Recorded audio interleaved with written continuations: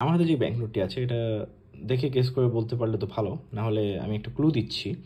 এটা হচ্ছে এমন একটা দেশ যে দেশের সাথে কিছুদিন আগে ইসরায়েলের খুব একটা বড় ধরনের মারামারি হয়েছে, যেখানে কিন্তু তারা ইসরায়েলে কিন্তু অনেকগুলো মিসাইল ছুঁড়েছিল। অ্যান্ড যদি আইডিয়া করতে পারেন তাহলে তো ভালো, না হলে বলবো যে মাঝে মাঝে একটু নলেজ গেইন করবেন, ভালো। যাই হোক, আমার হাতে এখন যে ব্যাংক নোটটি আছে এটা হচ্ছে ইরানের একটি ব্যাংক নোট। অ্যান্ড ফ্রন্টে যাকে দেখতে পাচ্ছেন তার নাম হচ্ছে আয়াতুল্লাহ রুহুল্লাহ খামেনি অথবা আয়াতুল্লাহ আল খামেনি, যিনি ফর্মার সুপ্রিম লিডার ছিলেন ইরানের। এটা হচ্ছে একটা 5 লেখা। আমরা জানি কিন্তু ইরানের টাকার নাম রিয়াল, কিন্তু এটা কিন্তু রিয়াল না। এই 5টাকে তারা তোমান বলে।